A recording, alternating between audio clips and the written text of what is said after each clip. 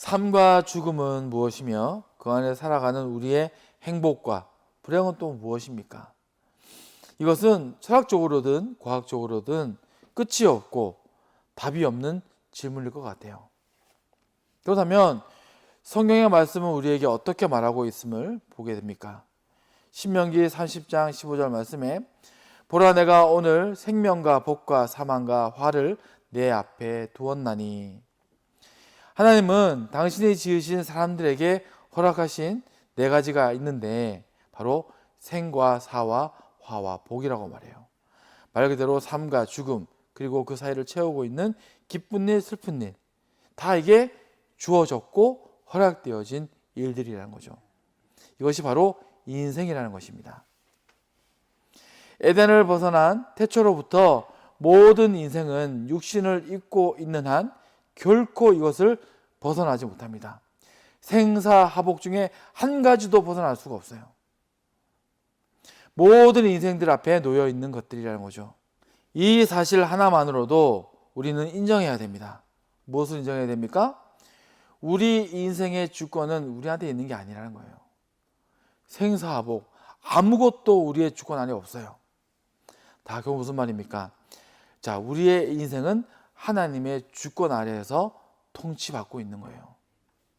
그렇게 인생인 우리로선 생명과 죽음의 문제를 해결하지 못하고 더불어 그 사이 우리의 인생을 가득 채우고 있는 불행과 행복의 문제도 해결하지 못한다는 것입니다.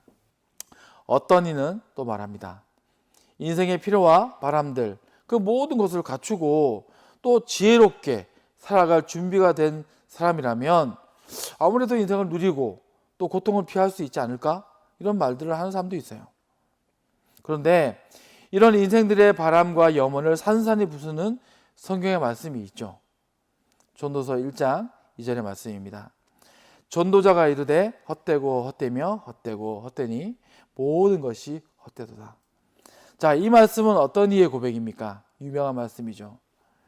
성경 속에서 공식적으로 세상 가장 똑똑했던 사람이자 가장 모든 부여와 영광을 아낌없이 누렸던 사람인 솔로몬이 주인공이에요. 지혜로든 부로든 무엇이든 간에 모든 것에 부족함이 없었던 사람. 그런 그가 자신의 평생을 회고하며 그 생의 마지막을 고백한 말이 바로 이 말이에요. 헛되고 헛되며 헛되고 헛되다.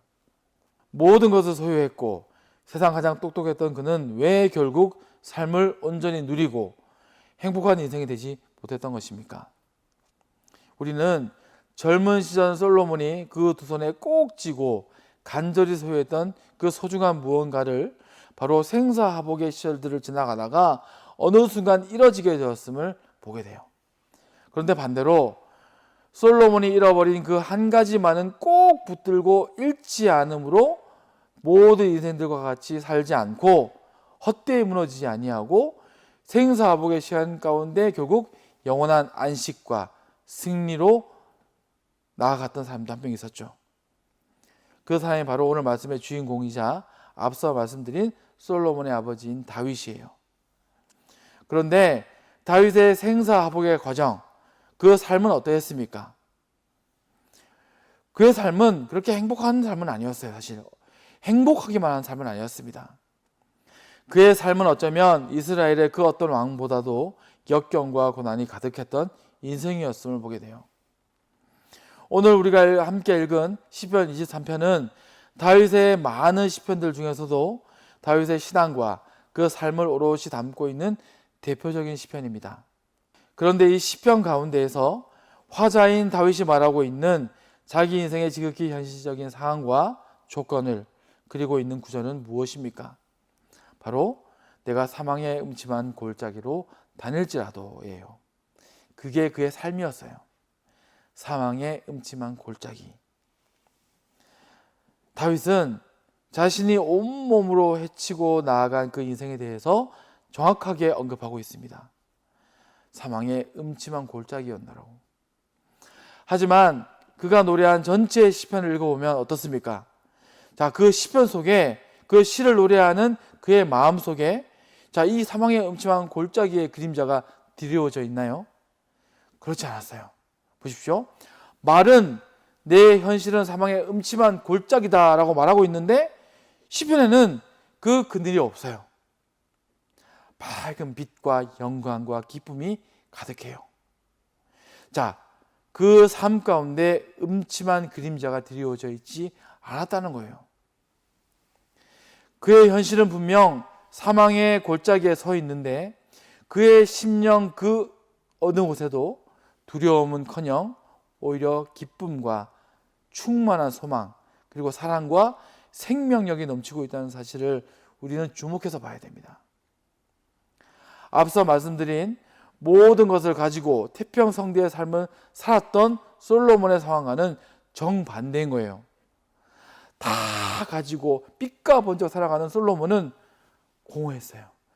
음침한 그림자가 그 삶을 지배하고 있어요. 모든 것을 가지고 누린 것 같은 그는 오히려 그 인생의 끝자락에서 지독한 허무주의에 허덕이고 있는 것을 우리는 보게 됩니다. 자, 그 이유와 차이는 무엇입니까? 그것은 한 가지예요. 단 한 가지. 솔로몬이 처음에 소유했다 잃어버린 한 가지.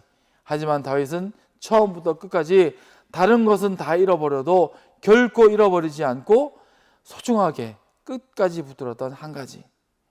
그것은 바로 모든 것을 지으시고 또 그 모든 것보다 귀하게 당신의 형상을 따라 지으신 우리를 사랑하시는 하나님이에요. 모든 것을 지으시고 그것보다 더 귀한 우리를 사랑하시는 하나님. 그러면 그 하나님이 계심으로 우리 인생의 이 시간 가운데 바로 이 생사화복의 시간 가운데 가장 실제적이고 현실적인 변화는 무엇일까요? 오늘 말씀 속 다윗과 솔로몬의 차이이기도 합니다. 그것은 바로 참되고 진정한 평안이라고 저는 믿습니다. 다윗에겐 그 평안이 가득했지만 솔로몬은 없었어요. 그 생의 마지막에 그는 그 평안이 없기에 헛됨과 불안을 말하고 있어요. 요한복음 14장 27절 말씀에 평안을 너희에게 끼치노니 곧 나의 평안을 너희에게 주노라. 내가 너희에게 주는 것은 세상이 주는 것과 같이 아니하니라. 너희는 마음에 근심하지도 말고 두려워하지도 말라. 루터는 우리들 모든 인생들에게는 누구나 그 안에 스스로 어찌할 수 없는 존재론적인 우울이 있다고 말했습니다. 태어날 때부터 우리 안에는 공허가 있다는 거예요. 비어진 것들, 우울이. 앞서 헛되고 헛되며 헛되고 헛되다 말했던 솔로몬의 이 허무주의처럼 하나님을 잃어버린 우리 인생은 결국 그 안에 영적 우울과 끝없는 공허를 마주하게 되고 또 결국 그 안에서 무너질 수밖에 없다는 것입니다. 그런데 주님은 우리에게 오셔서 이렇게 말씀하셨어요. 평안하라. 평안하라. 나의 평안을 줄 테니 이 평안을 받아라. 이 평안은 절대 세상에 줄 수 없는 진짜이고 네 안에 비워진 것들을 다 채워줄 수 있는 행복의 진짜 근원이 될 거야. 그러니 받아라. 세상에는요, 가짜 평안이 너무나 많다는 것을 우리는 알고 있습니다. 돈이든 사람이든 명예와 어떤 유의의 일이든 다 일회적이거나 지극히 유한한 것들로 오히려 그 끝에는 불안과 공허를 야기해요. 많은 가짜 평안은 많은 공허를 불러옵니다. 솔로몬이 그랬어요. 엄청나게 많은 것들을 가졌기 때문에 엄청난 공허가 몰려와 버렸어요. 그래서 예수님은 분명하게 앞서 말씀하고 계신 것입니다. 내가 너희에게 주는 것은 세상이 주는 것과 같이 아니하니라. 너희는 마음에 근심하지도 말고 두려워하지도 말라고 말입니다. 이 시간 다른 무엇보다 이 말씀을 함께 나누고 있는 모든 분들께 저는 이 평안이 끼쳐지고 누려지기를 소원합니다. 예수님은 십자가를 지고 골고다를 오르실 때에 자신을 바라보며 펑펑 울고 있는 여인들에게 이런 말씀하셨어요. 누가복음 23장 28절 말씀에 예루살렘의 딸들아 나를 위하여 울지 말고 너희와 너희 자녀를 위하여 울라. 이렇게 말씀하셨어요. 예수님의 죽음은 영원한 죽음이 아니었고 오히려 부활과 생명이었기 때문입니다. 그렇게 예수님이 보았을 때 진짜 염려되는 것, 또 진짜 염려해야 되는 것은 무엇이었을까요? 오히려 남아있는 자들, 여전히 또 아직은 각자의 주어진 시간들, 바로 생사하복의 골짜기를 지나가야 하는 남은 이들이 그 눈에 밟혀주셨던 거예요. 자신은 이제 영원한 주님 곁으로 갈 건데 남아있는 그들의 고통이 보이는 거야. 뭐가 고통입니까? 골짜기가 고통이 아니라 거짓 평안 안에서 신음하고 있는 그들, 진짜 평안을 받지 못해서 근심하고 있는 그들이 눈에 밟히셨던 거예요. 그렇게 예수님은 기도하셨던 것입니다. 사망의 어두운 골짜기와 같은 삶을 살아내야겠지만 나와 함께 동행하며 절대 두려움과 근심과 허무함이 아니라 세상에 없는 평안을 누리며 이기기를 바란다 말씀하셨을 거예요. 그렇게 기도하고 계신 주님을 우리는 바라봐야 할 것입니다. 저는 지금 이 나라와 또 우리 국민들, 그리고 무엇보다 교회와 성도들이 바로 이 평안에 매는 줄로 굳건히 함께 묶여서 서야 될 줄로 믿습니다. 절대 눈에는 눈, 이에는 이로써 혈과 육의 싸움에 임하지 말고 오직 주님 안에서 평안을 누리고 또 화평케 하는 자가 되어서 끝까지 믿음의 사랑 싸움을 또 싸우다가 승리하는 우리 모든 성도님들과 또는 주님의 몸된 교회들이 되기를 축원드립니다. 요한복음 14장 27절 말씀을 한 번 더 읽겠습니다. 평안을 너희에게 끼치노니 곧 나의 평안을 너희에게 주노라. 내가 너희에게 주는 것은 세상이 주는 것과 같이 아니하니라. 너희는 마음에 근심하지도 말고 두려워하지도 말라. 이 말씀을 붙들고 내 안에 주님 주신 평안으로 가득히 채우고 기도하면서 주의 일을 우리가 세워갈 수 있는, 주의 평안을 끼칠 수 있는 우리 모든 성도들 되길 바라면서 말씀 마치도록 하겠습니다. 기도하시겠습니다.